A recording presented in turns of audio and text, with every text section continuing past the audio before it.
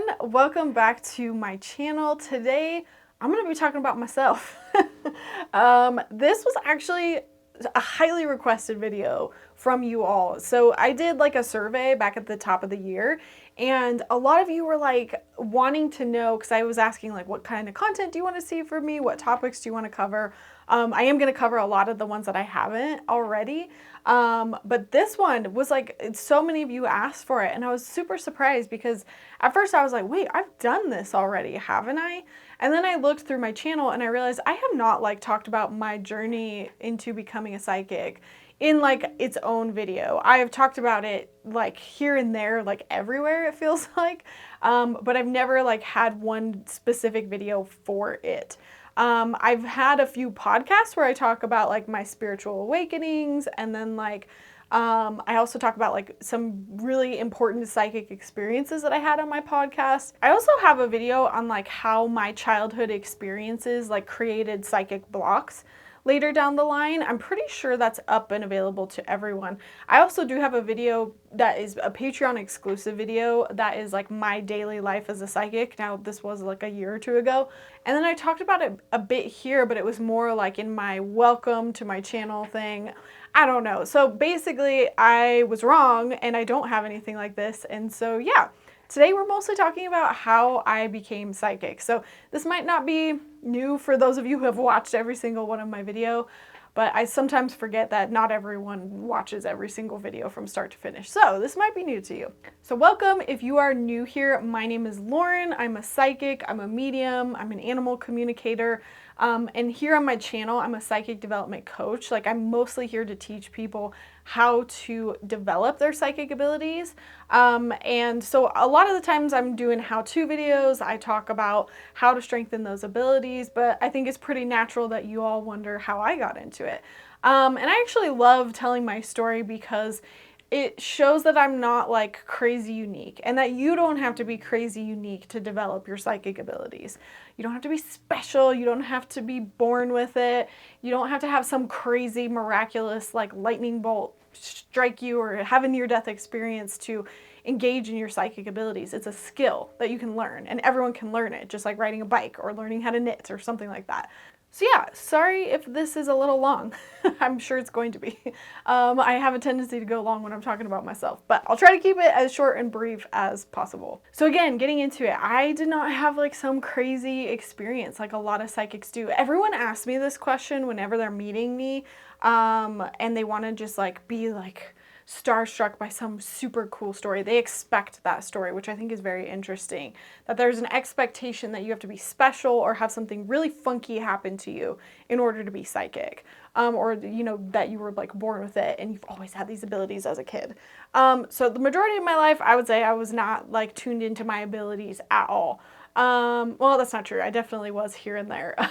We'll get into that. But for the most part, there was no inciting moment. There was just a gradual like growth there, and then kind of a decision on my part to want to learn, want to practice, and then I did it, and then I just got more and more serious about it. That's really it in a nutshell. Back when I was little, like the majority of my psychic experiences were feeling like there was like a monster in the basement or a monster under my bed. If there was something there, I don't really know, maybe there was. I would also just have very, very vivid dreams. I was a very imaginative kid. I am a Pisces, so I wonder if it's that. It could just be that I was also a kid. I do feel like kids are way more intuitive and imaginative, and that goes along with our psychic ability. But yeah, my dreams often felt very real, and I was always in my parents' bed because I was terrified I'd wake up from some scary dream and I'd have to go run to their bedroom because that dream was just so real. I do feel like to some extent I also talk to animals. Like I think I was 100% doing that when I was a kid, but I just didn't realize that that was psychic. I thought everyone could do that. And so I think I could hear their thoughts a lot of the times. Maybe I was just making it up and maybe I was talking to myself. It's hard to know when it was so long ago. And I didn't have like the reference of, is this psychic or is it my thoughts? But I do think I definitely talked to my animals when I was younger. And that's why it was so easy for me to get into animal communication. It felt just so easy and like second nature, like, oh, this is how I normally talk to them, you know? Sorry if there was a weird jump there. I had to change my battery really quick. But I would also say that I wasn't really raised super religious, which I actually think kind of helped because there was no like, you have to believe in God or Jesus or any of this. I mean, there was a little bit of that for sure, but not to a huge extent. So I didn't really have opinions or knowledge about psychics before this. So when I came across them, it was kind of like, oh, cool, you know, no big deal. And now that I'm saying that, I do feel like I actually had a lot of like negative experiences with like organized religion. I was raised a Christian. And again, I use parentheses because like we weren't forced to go to like church or anything. Like we hardly ever went. It wasn't like a serious thing that we ever really talked about. It was just kind of like, yeah, I don't know.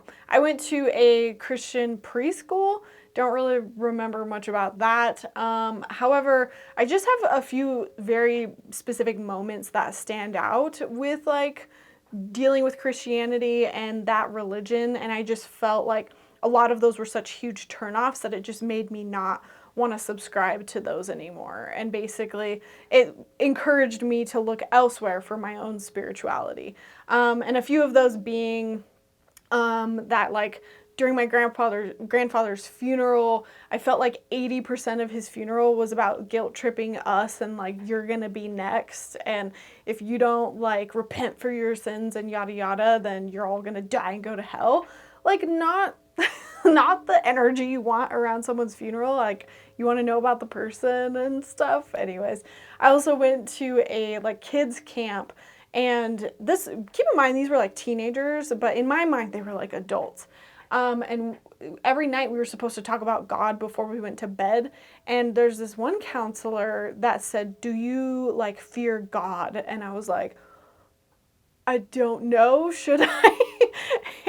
and she went on and on about how we should be afraid of God and fear God and all of these things. And it really like scared me. And that's not like a feeling that I think anyone should have about their own religion, you know, or spirituality.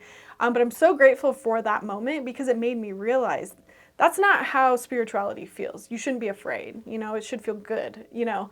I also had a moment where I went to a church and they passed around like the little prayer, like papers. And I thought it was like, oh, you write down your prayer and then, the sermon like will then go pray on it outside of church. But then what they did is they collected all of those papers and read them out loud with that person's name. I had no idea. I was like 11 years old at this time. And so I prayed for, I think it was like we were having a lot of family drama at the time, and I prayed for my grandfather to stop like being mean to my parents. And I was so embarrassed. I was so embarrassed. I remembered like my face turning bright red. I think I even left and went to the bathroom because I just had no idea that that was what was going to happen. So lots of negative experiences in regards to that. The reason why I'm talking about some of my religious like background is because it affects some of the things that come up later in this. But another thing, I was just really terrified that my animals, my pets, would not go to heaven. And I remember looking, I think I had a kid's Bible, but I had a normal Bible, and I was like scanning that thing, trying to find out, are my pets going to go to heaven or not? And I can't remember who I asked. I asked somebody if they would, and their answer was kind of like, it says that they're not in the Bible, but maybe they will, which did not reassure me at all. And that terrified me. Like I would cry at night because I thought my animals were just going to disappear and I'd never see them again. I think that's a huge part of why I became an animal communicator and how I got into the psychic stuff later on. And then when I was in middle school, I moved to a new city, and my parents tried to get us to go to some churches around there. I think they were just trying to provide comfort, you know, being in a new town, new city. And I remember one of the churches that we went to, it just happened that day. I think that they were promoting a book that someone was selling. And so it was like that whole entire like sermon was about the kind of the contents of that book. And then by the end, it was like, everybody needs to buy this book. And like my poor parents too, totally felt the pressure. I think we walked out of there with like 3 copies. And I felt the pressure too. I was like, I need to read this book or else I'm going to go to hell. And so like looking at it now, just like how screwed up that is that people were combining religion with like trying to sell and like capitalize off of something that's not quite related. And scaring kids, you know, at the same time. And so as I got older into like my teens, I definitely started to question things. I had more negative experiences than I had positive, and I think that was just pure saturation. It was like the few times we did go to anything religious, it was all negative. And so I just questioned everything. And then I met other people, other kids who weren't Christian, and they would explain things, and I was like, that makes so much sense. One being my husband, actually. My husband being very much like, very Virgo, telling me like, you know, there's mistranslations, that I don't even believe that there's a hell, like, I don't believe in the devil, yet he calls himself Christian. And so, like, I think I just grew up. I matured, I started asking questions. I think that's how a lot of us leave organized religion, in my opinion. And yeah, and then I was really into paranormal shows. Like it wasn't like my identity, but I'm trying to think of any inclinations that I would have had, but really I was distracted by everything else in my life. I played volleyball, I was in theater, I was at school, I was into boys, like I was living the kid's life. Like there was no psychic stuff going on in my life at all. Totally normal.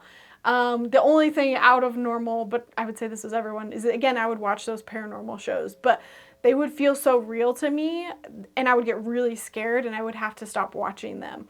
And I know now that what would basically happen was that I would get into it, I would absorb it, and then I think what I would do is I would unintentionally invite stuff in. And so then I would freak myself out and I would feel like there's something in the room. I feel like there was something happening. I do think a little bit of that might have just been like, is it the placebo effect? Or no, it's not that, but it's like when you're exposed to something, like when you see the symptoms of some sort of illness, all of a sudden you start manifesting those symptoms, even if you don't have that illness. Like it's kind of like that. So it could have been that there were real spirits there, or it could have been that I thought they were. Regardless, I had no boundaries, and so those kind of shows really freaked me out. But my favorite one was Paranormal Activity. It was like the Penn State kids is all I remember. And they were just amazing. And I felt like that show is one of the few shows where I actually feel like there was real stuff going on. You have to let me know if any of you watched that one too. I loved that show. Chip Coffey was also the bomb. I felt like Chip Coffey was like legit. I haven't watched his stuff in years, but he seemed really like spot on. So then fast forward to, I think it was 3 years of me being into college. Very distracted by film school, doing all of that. And my family dog died. His name was Hans.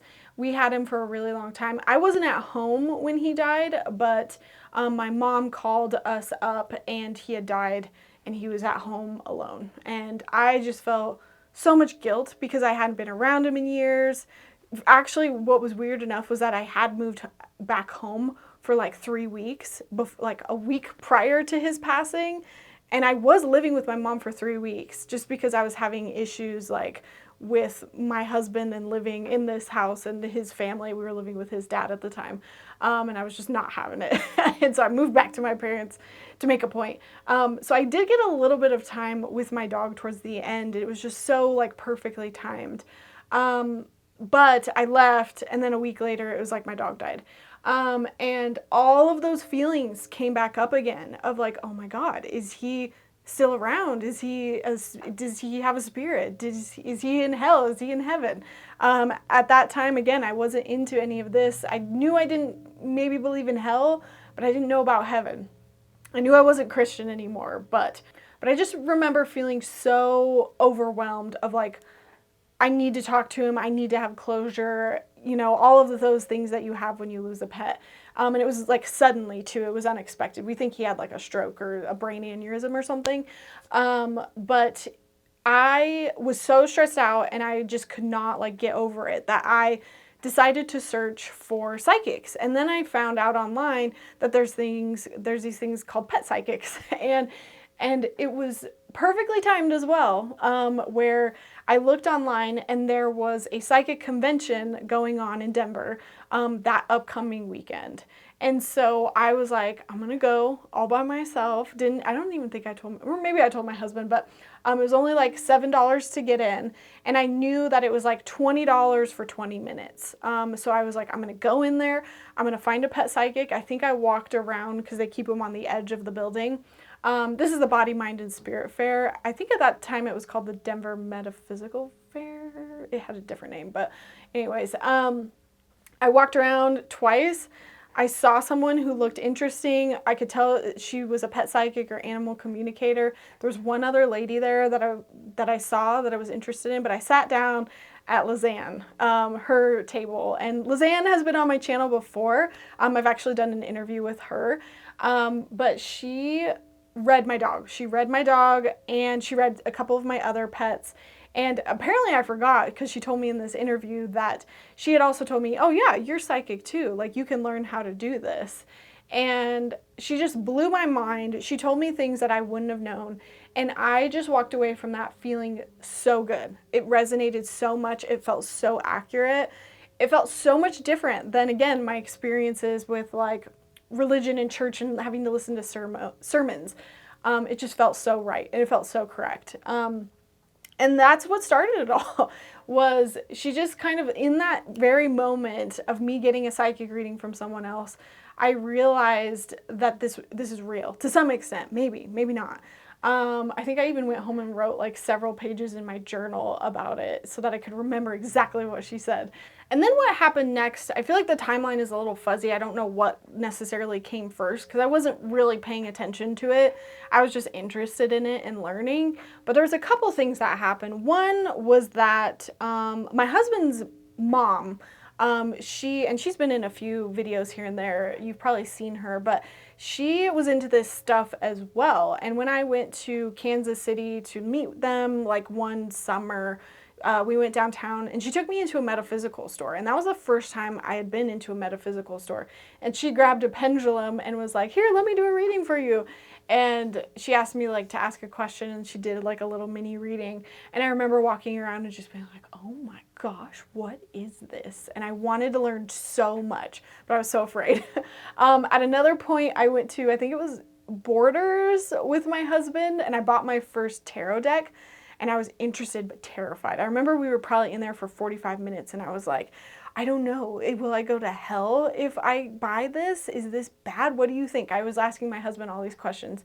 And my husband was like, I don't think hell exists. I don't think yada yada. I don't think it's a bad thing. And he was the one that convinced me to get it. And that was my first tarot deck, which is right here. I was terrified to use it, but it was my first deck, and it was the first touch of anything metaphysical that I had. They're very worn and very used by now. You can't even get this deck anymore, which is funny. That's how old it is.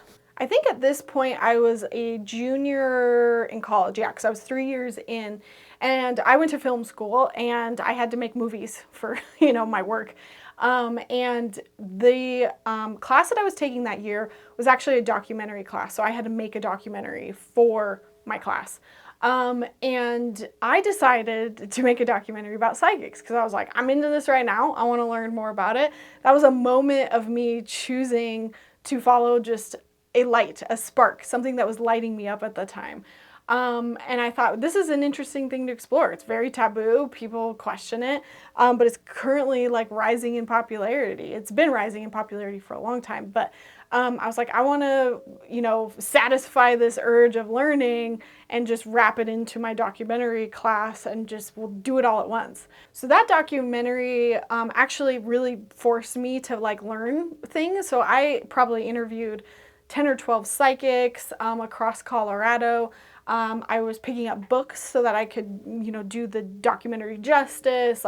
I was looking into metaphysical stores. I was just doing a lot of research about it from a filmmaker analytical standpoint, not a psychic standpoint at all.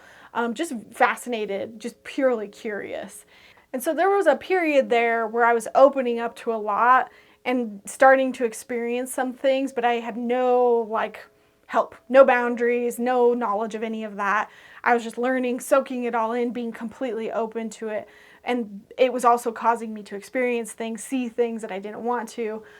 There's a lot of nights where I was like seeing things and I would tell my husband, I was like, there's like faces, I don't know what to do. And he would always like help me through it. And so there was that in-between point where I was making this documentary wide open, letting everything in, had very poor boundaries. I think I didn't know it at the time, but I was also interviewing a lot of unethical psychics. Not all of them. A lot of them were really great and really good, but I didn't know what to look for at the time. I was purely book smart about psychics, and I didn't know the good from the bad, if that makes sense. Actually, some of the first videos on my channel is footage from that I wanted to repurpose because I didn't end up actually finishing the documentary. I'll talk about that in a bit and why that was the case. But you can scroll back to the very beginning ones and you can see me interviewing some other like local psychics, which was really cool. I thought they gave some great interviews. I also interviewed Karen, which we're going to talk about. And then there was one day, I still remember it pretty vividly, where I walked into Isis, which is a metaphysical store that I'd been familiar with, it's really close to my house, surprisingly. And I saw a flyer that said, like, learn how to be psychic. And I just get, like, emotional about it now because it was like, if I didn't see that flyer, I would not be sitting here talking to you today. Maybe I would have, but it really feels like one of those moments of just, like, such a sign from my guides. And it was a flyer for the Aspen Program for Psychic Development with Karen Fox. And so I grabbed it and I felt just so called to it. I think I immediately went home, looked up the program, and I was like, oh my gosh, this is a course in Colorado. It's in person. There's 3 different certificates. There's a bunch of teachers, and I go and I learn how to be psychic. Now, I wasn't interested in it for myself at first. I actually reached out to Karen and I said, hey, I'm a student filmmaker. I'm making a film about psychics. I want to show them in a good light.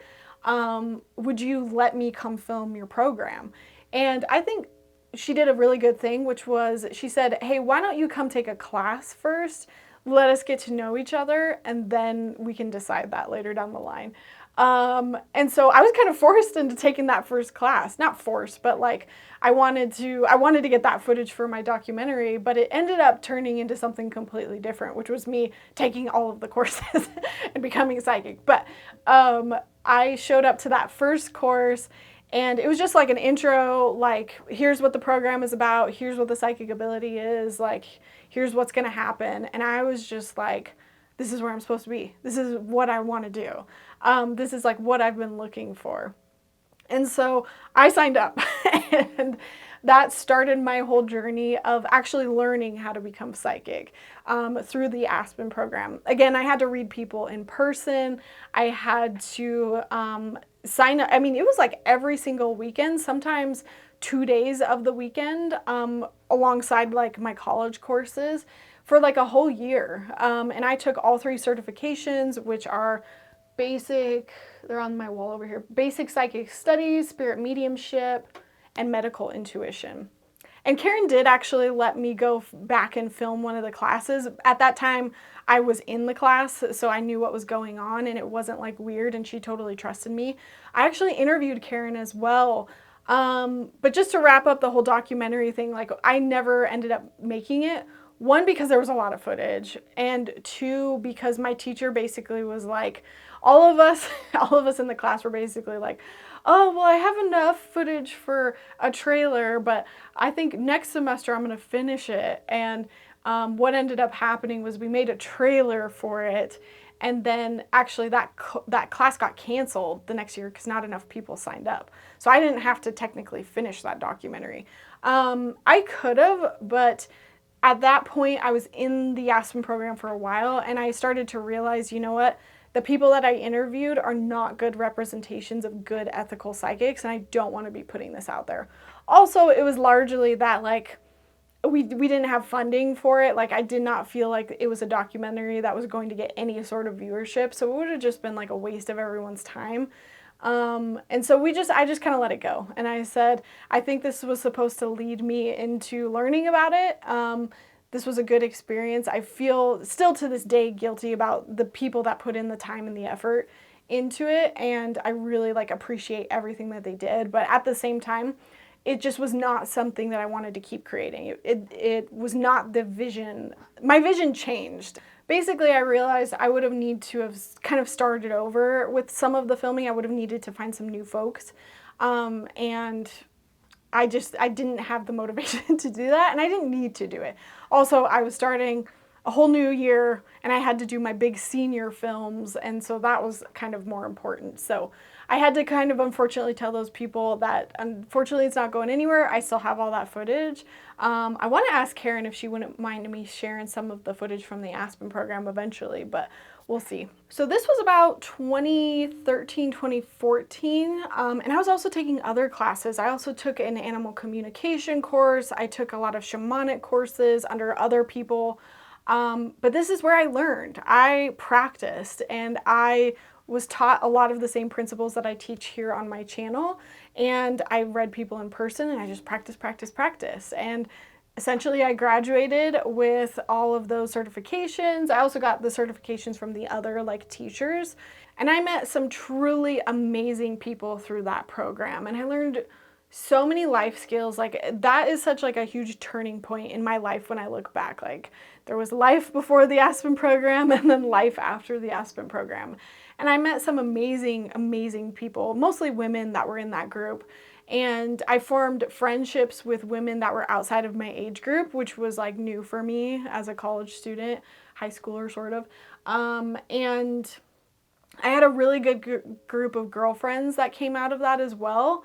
And I still talk to a lot of these people today, and they are people that I always go back to for readings. And essentially, after I graduated from the program, I was just like, I'm gonna do this for fun. Like, that was a fun experience. I can add it to my toolbox of things that are really just enjoyable for me. If people book me for a reading, that's cool, whatever. I think I set up a Facebook page, and that was maybe a website. No, I don't even think I had a website at that time. It was very like low key. I was mostly focused on graduating from college and moving into my film business and creating that. I had created that about the same time as this, but my husband and I were really going full steam on developing like our production company. So because of that, my psychic business was just like a thing on the side for fun for a while. And I talked about it a bit in my video about like how to get to like being a full-time psychic. I will link that up above. But it took a few years to grow my psychic business, and it wasn't until I was really done with my video business that I started taking this a lot more seriously. And so now I'm at a place where I am doing this basically full-time. I do have a few jobs on the side, other like various sources of income, but this is like my full-time thing. And I started basically like 10 years ago, almost like short of a year. And because of that, I was able to leave my video job. I'm in a place where I love my work. I'm still creating videos. I'm still satisfying that creative urge to make things. And I really do think that that served a purpose. It wasn't a waste of time for me to go to film school. Parts of me still think it was a waste of time, but I do think if I hadn't gone to film school, if I hadn't done the video production side of things, I wouldn't have the equipment that I have, I wouldn't have the studio that I have, or a lot of the skills that I have now, and just the knowledge of working with real clients who pay me for doing their advertising. You know, that translates here. Like I understand YouTube, I understand Instagram, all these platforms. So I don't think it was a big waste of time. I actually think it was part of the plan, because I truly do feel like I'm supposed to be here sharing this message. And I think that video is one of the media outlets I'm supposed to use, just because I'm good at it. I've been doing it for so long. But I did struggle for a while thinking that, you know, what was that all such a waste of time? Should I even leave video work? Should I move into psychic work? So that was like a huge like struggle for a while, but I think now I realize, again, it all served a purpose and it wasn't a waste of time. It was all part of that kind of plan of getting me to where I needed to be. And often we change what we want, we change who we are. And I think I just decided to follow what fulfilled me and what gave me passion and excitement. And film definitely did that for me for a while, but it got to a point where the type of work that I had to do here was just not interesting anymore. And if you're curious about that whole story, I do talk about it on my podcast about like just understanding who I was in my 20s and what career I wanted to take on and the financial challenges that I've had and kind of how that affected like my psychic business. But yeah, that basically gets me to today, where I am pretty much doing readings full time. I'm creating these instructional videos, I have video courses, and I'm setting my own hours. I feel fulfilled. I get to meet with some amazing people. I get to talk about intuition all the time. I get to play with tarot cards all the time, and it's fun, it's fulfilling, and it's exciting. And I followed that fire. I followed that passion, and that's how I got to where I got today. There was no plan to be a psychic in my life ever. I was going to be a filmmaker or a veterinarian at first. But my story of becoming a psychic, again, is just, it's not your typical born with it, struck by lightning, near-death experience. And I hope that that gives a lot of you hope out there that you can do it as well, that this is not something you have to be special or born with in order to pursue. And that's exactly who I am and what my story is. You know, I sought it out, I put in the work, I practiced, and I persevered and, you know, just kept doing it. And I think, you know, even today, as I'm reading other people, I'm practicing 24/7 because of that. And through my teaching, I really think that when you teach, it helps you keep your skills fresh. And that's a lot of like why I teach, is I want to remember for myself as well. And I hope you see yourself in my story. And I hope that you see that you don't have to be you don't have to have some crazy experience to do what I do. You can just do it. And really, this is not me being like, you know, you need to become a professional. I think you can do this just to improve your life. You know, I think it helps you make decisions. It helps you feel more spiritual. It helps you get out of a job that you didn't want to be in. It helps you trust your intuition. It helps you feel like you have spirit in team supporting you when it feels like you're alone in all other aspects of your life. And I just feel so much happier and so much more fulfilled than I ever did. And I think it's all because I trusted and learned how to use my intuition. And again, you don't have to be professional. I truly think that it can improve your life in so many ways. And I think in a lot of ways, I'm the happiest that I've ever been because I have a tool that I can always fall back on whenever I'm feeling lost or I need direction or I'm having issues in relationships. I always know that I can go to my intuition to solve any problem that I need. And connect with my spirit guides. And I know that's not for everybody, but in my personal opinion, I'm a very spiritual person. And so a lot of that leads my decision making.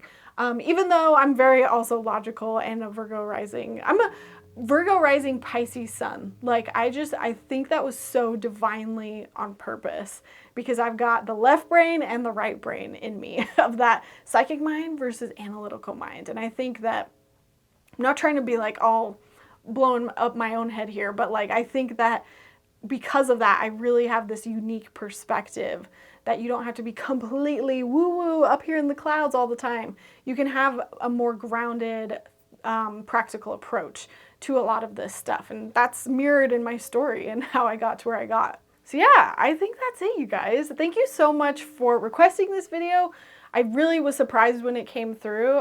Sometimes I'm thinking that everyone's just here for the information and not for me, which, you know, not that it needs to be at all, but I had fun making this, and I hope that, you know, it inspired you to develop your own abilities or just, you know, trust the path that you're on, because I did not expect this, and here I am, but it really worked out for the absolute best, and I truly believe that. So thank you guys so much for watching. If you have any questions, please leave them down in the comments below. I'd also love to hear how you all became psychic or how you all developed your own abilities. And yeah, go ahead and leave a like on this video if you enjoyed it, and I will see you in the next one. Bye!